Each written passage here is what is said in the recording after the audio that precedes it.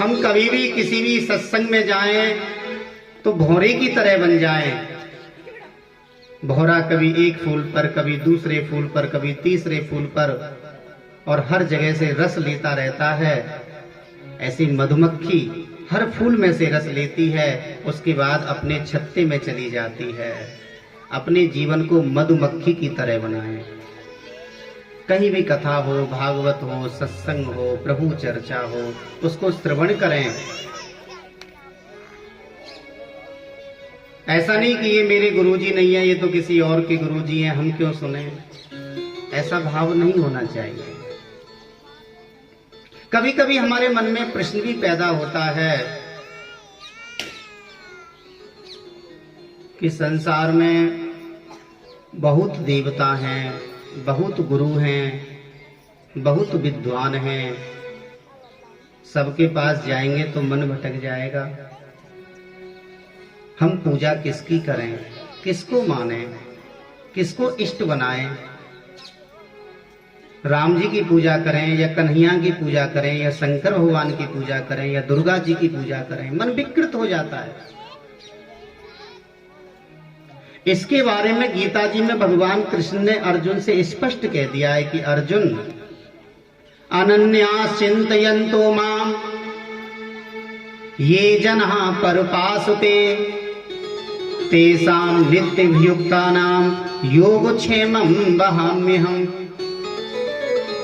हे अर्जुन, जो भी अनन्य पूर्वक मेरा चिंतन करता है, मेरी आराधना करता है, मेरी पूजा करता है, मेरी भक्ति करता है। अनन्य का मतलब है ना अन्य से अनन्या, जिसके जीवन में एक के सिवा कोई अन्य ना हो। पूजा सबकी करो, आराधना सबकी करो, सबके प्रति भाव रखो, लेकिन इष्ट जीवन में एक होना चाहिए।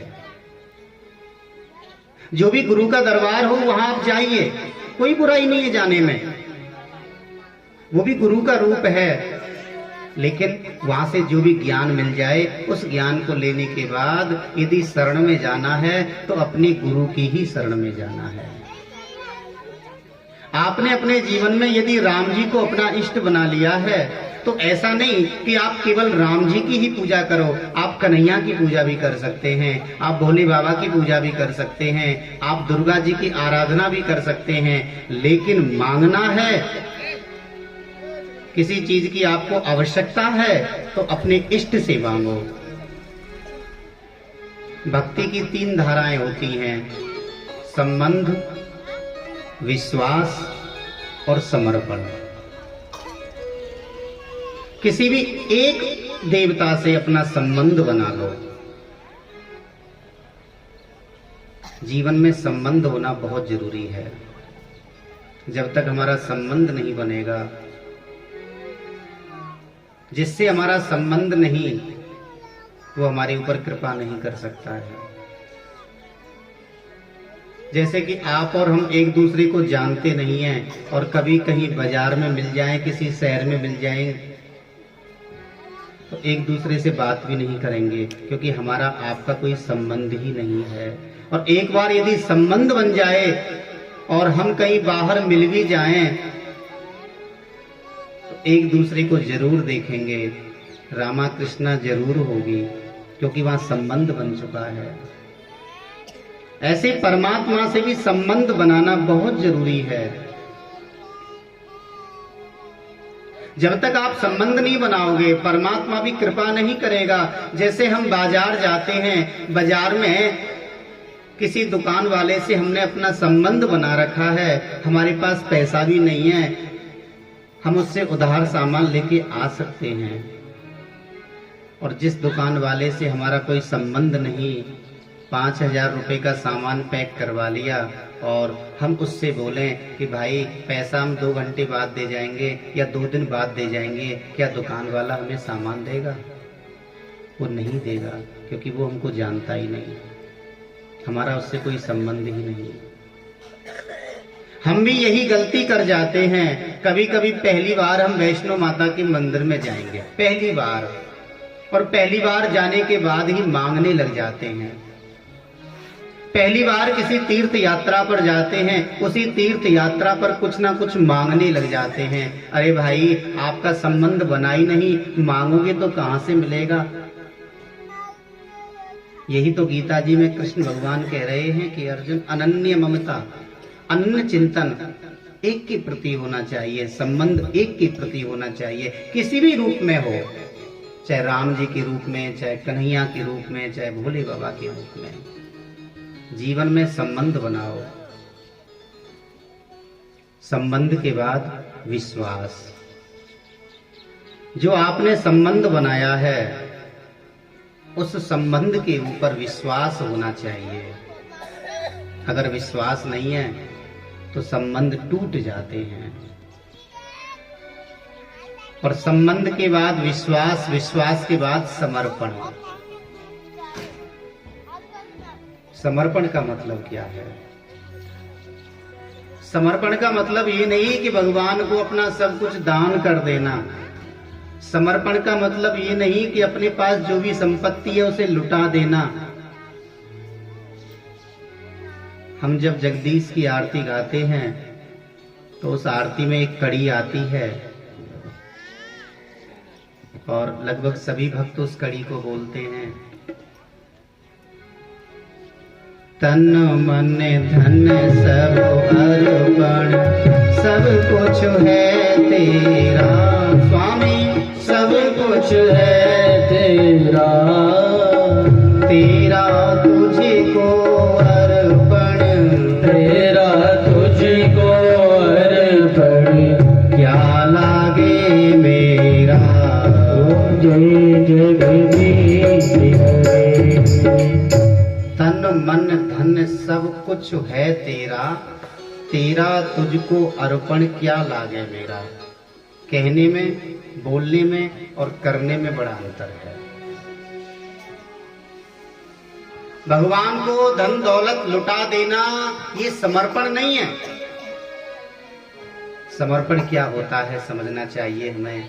समर्पण का मतलब होता है हमारे जीवन में सुख है तो भी प्रभु को अर्पण कर देना, दुख है तो भी प्रभु को अर्पण कर देना। कि सुख में फूलो मती, दुख में तड़फो मती, प्राण जाए मगर नाम भूलो मती। इसे कहते हैं समर्पण। जीवन में सुख आ जाए, जीवन में धन आ जाए तो अपने अंदर अभिमान पैदा मत करो, क्योंकि हमारे अंदर अभिमान बहुत जल्दी पैदा हो जाता है। मैं नहीं, मेरा नहीं, ये तन किसी का है दिया, जो भी अपने पास है वो धन किसी का है दिया। देने वाले ने दिया, वो भी दिया किस शान से, और लेने वाला कह उठा ये मेरा है अभिमान से, ये मेरा है अभिमान से। हम लोग अभिमान कर बैठते हैं। हमारे पास जब बहुत पैसा हो जाता है, हमारे पास अच्छा पद मिल जाता है, हमारे अंदर अभिमान पैदा हो जाता है। ये अभिमान का पैदा होना समर्पण भाव नहीं है। समर्पण का मतलब है कि परमात्मा आपने हमको सब कुछ दिया है, धन दौलत दी है, आपने हमको अच्छा पद प्रदान कर दिया, आपने हमारे शरीर में अच्छी शक्ति प्रदान कर दी, ये सब कुछ तेरा ही दिया हुआ है। और जीवन में यदि दुख आ जाए तो दुख में तड़पना नहीं चाहिए। आपने कथा सुनी होगी भागवत जी में, मैया कुंती ने कन्हैया से दुख मांगा, क्योंकि कुंती जानती है जब व्यक्ति के पास में सुख आता है ना, तो सुख आने के बाद उसका समर्पण भाव समाप्त हो जाता है। दुख में ही समर्पण भाव पैदा होता है। दुख में सुमिरन सब करे, सुख में करे न कोई, और जो सुख में सुमिरन करे तो दुख काहे को हो।